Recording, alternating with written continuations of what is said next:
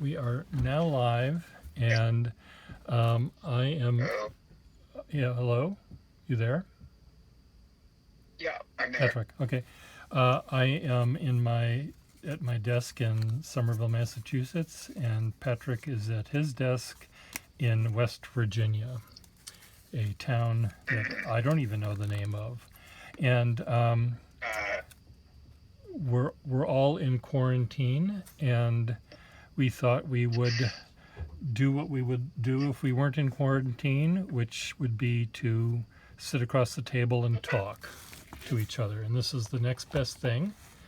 So my viewers are seeing a slightly truncated view because I have the camera, the iPad tilted up a little bit so the reflection of the light doesn't hit it.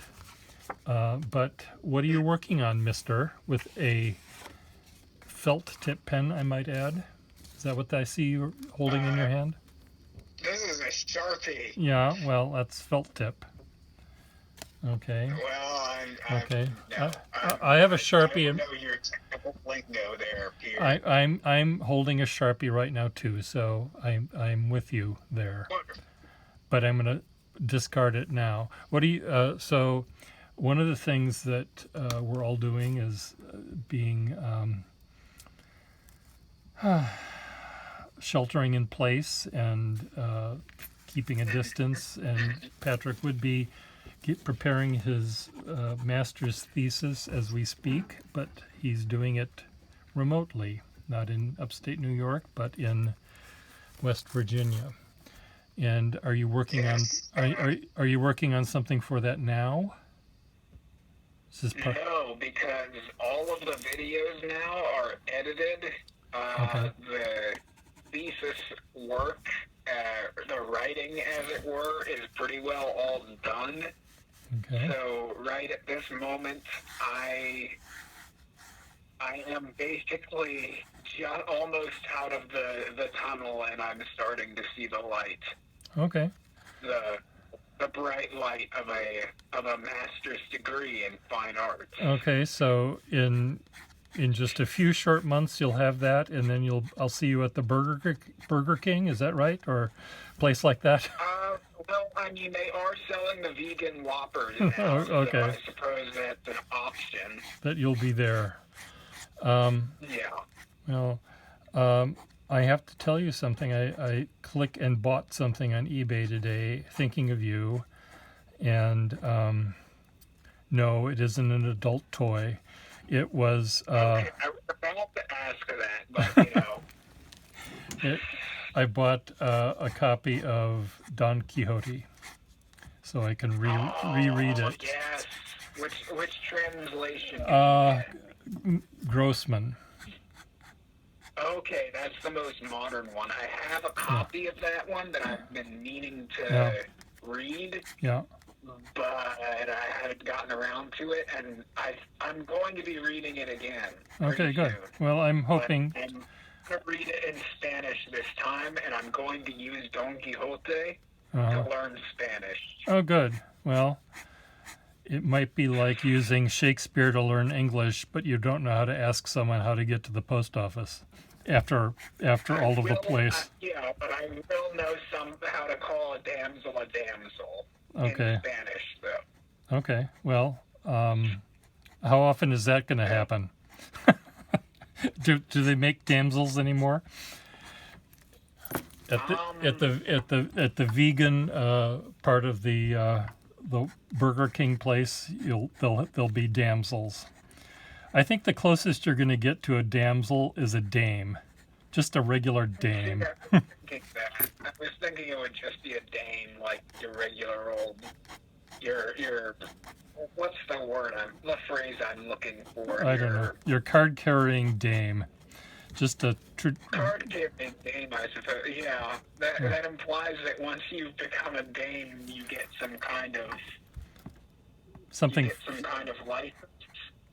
You get something to put in your purse. Uh, Oh, okay. with your lipstick and all the other things that dames have in those bags. Um, so, what is it that you're working on? Okay, So right now I had a project that I started in a fiction writing class. It was a short story class. And I basically got. I think we. I keep wanting to say abbiamo conosciuto. We met at that point, and we were in contact. And I don't know whether I told you much about it, but essentially I had come up with a short comic story, and right now I'm sort of just drawing those characters. I found this old book, the treasury of literature, as it were. Okay. And I just I put Mod Podge all over a bunch of the pages, and so now I'm just sort of filling it up with things. Okay. Did you ever finish that comic with the dog and the table and the lady and the... I mean, I finished the rough draft of it. It's basically written. I never really finished the drawings up to a finished point. I see. Well, I thought it was quite fun as far as it went. I'm honestly thinking it would make, to a certain extent, a better puppet show. Uh-huh. Oh, okay. Well, I'm remembering... So much on objects. Yeah, you have a table and a dog and a lady. No, was the dog... There wasn't a dog. She thought there was a dog, but it was a table. No, the table had the picture of the dog. Oh, okay, yeah. And the table would move around. I see. And it had a leash, too. There was a leash on the table to keep it from escaping, presumably. Yeah, well, those tables do. Didn't work that well.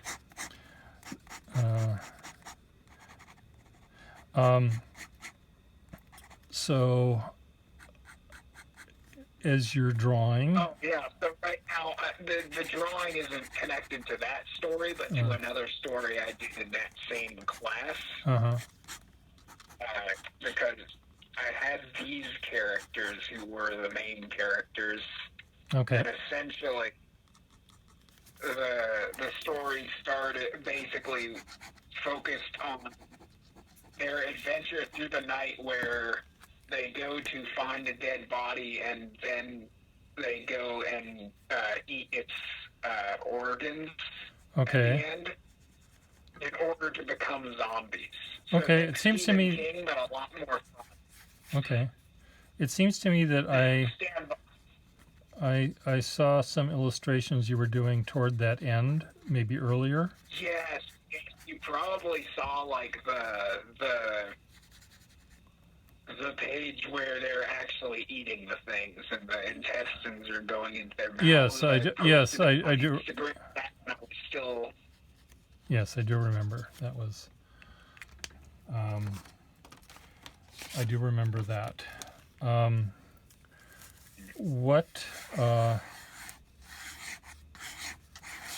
just drawing faces here, but they're faces with a twist. But I won't. That's like a good name for like a book with illustrations from the 40s, where it's all caricaturized faces. Uh-huh. Well, that's sort of what these are being. They're calligraphed, caricaturized faces, and you'll see when I'm done. I'll post them on Instagram.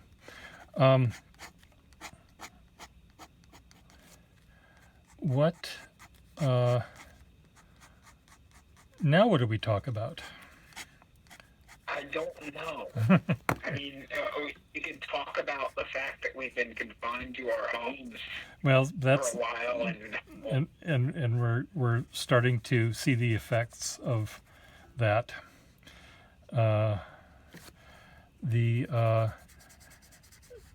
been sort of hitting a wall the last couple of days where I'm really feeling it, and I'm not really liking it. And part of it is because my house is in such a disaster right now, and I'm going.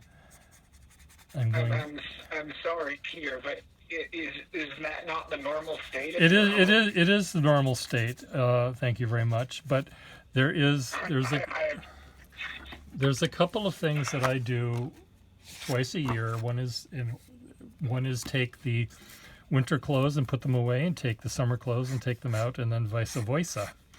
And it's what I need to do that because I've got a big pile of winter coats that I don't need to wear anymore, and I can make them go away, and I won't have a pile on the floor anymore. And I've been throwing out cardboard.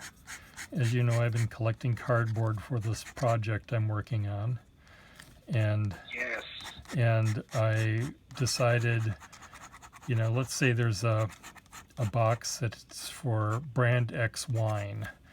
Well, probably the only interesting part of the box that from brand X wine that I'm actually going to use in these constructions is the letter X, or maybe some little graphic that's interesting. So why do I keep? Just a quick note: this video is also brought to you all by the letter X. Oh, it's brought to you by the letter. Okay, well letter X and the number 4. Okay, well, see, you're from the age where you saw that as a child and grew up to be a smart man. We didn't have that when I was a kid, so. So you are saying that somehow you presumably grew up to be a stupid man. I grew up to be less. Because you lacked puppets. Actually, I agree with that now. You lacked puppets in your life. Well, we had puppets, but they were different kinds. They were cuckoo. Oh, yes, they were the creepy. The creepy kind, yeah, not the green cookie monster kind. Anyway, so that's one of the things that I do is to switch the clothes around, and then I decided to get rid of all of the parts of the boxes I didn't want, so I've reduced my box inventory pretty well. And I am trying to think of other things to do that will make me smile. I do go outside and draw, and I did go outside and actually brought one of my little tractor things to the workers that are working outside, and showed them what I did. And the guy that I was talking to, the other ones were working, he said, "That's sick," meaning that's great, I guess. That's what sick means to you young people, right? To us young people, if something is sick, means it's good. I'm a lotto, but it could also be very, very good. Well, I think he meant very good rather than illness-ridden. He meant. But because I don't think those could be defined as perverse necessarily. No, just the artist that makes them. So. Yeah, but aren't we all though? Well, some of us more so than others. But anyway, he thought they were sick, and I said, well, I really want you to see it before the show closes, which will be in a couple of weeks. So, but they work from 5 a.m. till 3 or something at night or in the afternoon, and then they sometimes go home and sometimes they go to a different location. So I'll try to catch them in the morning. And I think if one of them comes in, he'll tell the other ones how fun this is, because so far all of the blue collar, I'll just call them that, blue collar workers that have especially the contractors and plumbers and electricians and stuff that have come into the building to work, they've all loved them. And it's sort of, there's an immediacy to them that, and a playfulness that I think is not only easy to grasp onto, but also playful and fun. where if I was a realist painter and did a beautiful, huge canvas of the construction scene, that would not work. They would not be impressed by that, even though it would be in a way more impressive. They I think they would be impressed, but they wouldn't be. They wouldn't feel like, oh, this is something that I can grasp. yeah, Or yeah, rather, look, those things you can literally grasp, yeah. right? Their materiality appeals to them. I think Whereas so. the painting Yeah. is just like, oh, look how much better this person is than I am. Yeah, yeah, I think so. I think that they also are, they're so toy-like, Tonka toy-like, and let's play pretend-like, that I think it becomes, I think they're fun for that reason. And so anyway, I'm hoping that they will show up and see them. But I'm getting to the point where I'm not running out of the desire to do them, but I want to do some other things that maybe will be sellable maybe in the future.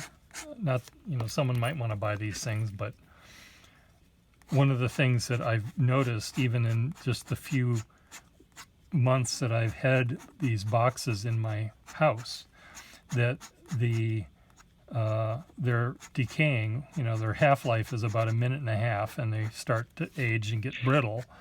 So, the pieces that I've spent so much time on are in fact on borrowed time themselves, and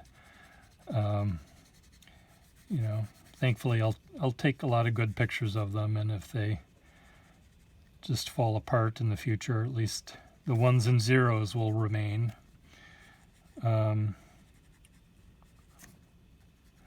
So what I'm doing, yeah, okay. Sorry. No, that's okay. What you're doing? No, you talk. Okay, I was just about to say, speaking of rot and decay, did you take a look at that video I sent you a link to? The YouTube video? Well, there was one of Santa. Is that the one? That one, yes, but I was thinking of the one I think which is more recent, which is a Jan Schwankmeyer. Oh, I didn't see that one, I don't think. You didn't? I don't think so. The last one I got, I think, was the one that had that Santa thing. Yeah. Well, what did you think of the Santa thing? Well, I thought that was a little creepy, as Santas can be, but funny at the same time. It was amusing. Yeah. I got it through the Jim Henson newsletter. I see. They have the Jim Henson Foundation, and they give money to people who work with puppets. And so I'm subscribed to their newsletter, which has puppet happenings. I see. Cool. That was one of them that was advertised. Okay. No, I don't think I did get it. So resend it, and I'll take a look at it. Yeah. What I'm doing right now, I'm similar to the little pink faces I was doodling the last time I did this with you. I'm making more heads, but this crop of heads are all fresh from the guillotine. They're just heads with neck wounds. And it's funny, they're turning really pink. I really want to see that. Are you're drawing them as heads fresh from the guillotine? Yeah, they're just fresh from the guillotine. I like that. Yeah. I mean, obviously I would, but Of course you would. You obviously would. But my ink that was in this pen that was darker red originally is now getting more pinky red. So I wonder if it's running low on pigment. it might just be that I dipped it in a dark ink by mistake earlier on or something. But I like that heads fresh from the guillotine would be a nice bright pink. Yeah, I think it's very they're very they have an appeal. Oh, have you listened to that Chronicle of Crime yet? That No, audio I book. haven't. Uh, they're always putting the prisoners, once they're found guilty of whatever crime. Usually, it's a capital crime, whether it was involved murder or something else. It's usually something else, and they're always, hung and then put in chains to let the birds peck at them, I guess. See, when you said that they were hung, my mind went to a completely different place. Oh, because you're in the gutter. Yeah, I mean, that's where we both are, I think. Yeah, well, Maybe me more at this moment. you might as well. Here, I'll draw the neck on this one. They sharpened the blade on this guy, so they always show. Yeah. Oh, I was just gonna say, I think those are the two recurring themes that we always end up going back to. Gutter. In myth. No, not the gutter necessarily, but sex and death. Okay, I see. Anyway, this guy you were saying. This guy that I just am drawing, his head was severed cleanly. The other ones have sort of a jagged edge, but this is the one where you see the cartoon variety of a cut off head, where if you look on the neck, up the neck toward you'll see the part of the vertebral bone, the little bone left in. So. Right, and the head's still blinking as it comes off. Yeah, well, this one isn't blinking. This one's pretty already gone.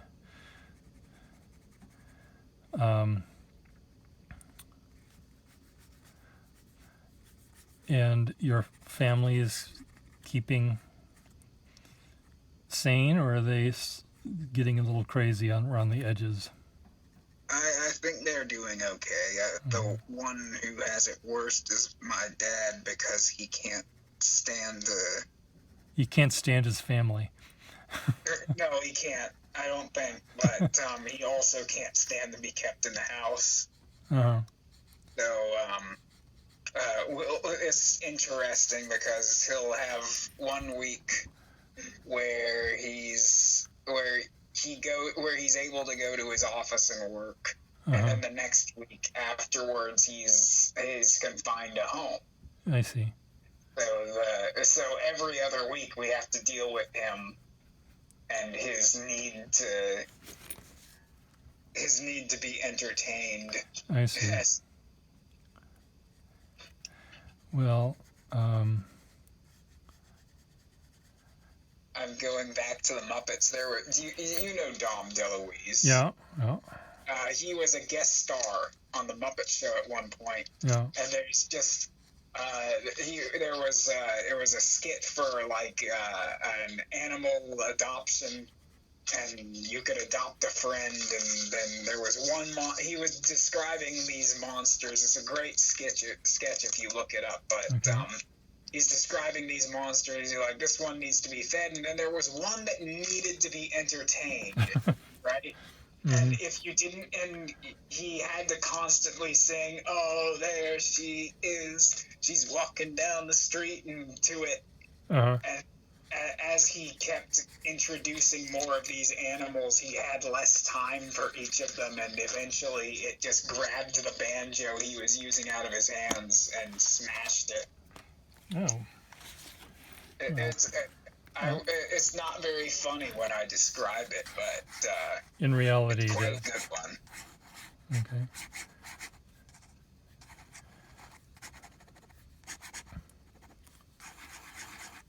Today I've just been doing this stuff and trying to get the rest of these videos uploaded to YouTube.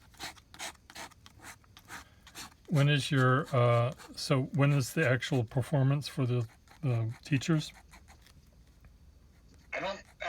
This basically is the performance, right? Okay. So I don't have to actually perform live for them. And But you have done and edited. you have to defend it, don't you? You have to answer their questions and Oh yeah, I do have thesis defense. That's on May 13th, and I okay. have no idea how it's going to work. So it's going to be fun. Well, I'm sure it will work fine, and if they don't give you the highest possible marks or grades, I will have to speak with them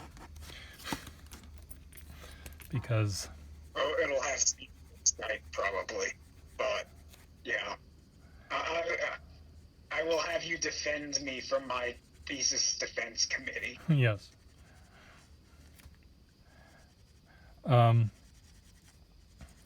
I don't think it'll go poorly. Partially because they're all very nice people, and they are all pretty well like my work. Okay.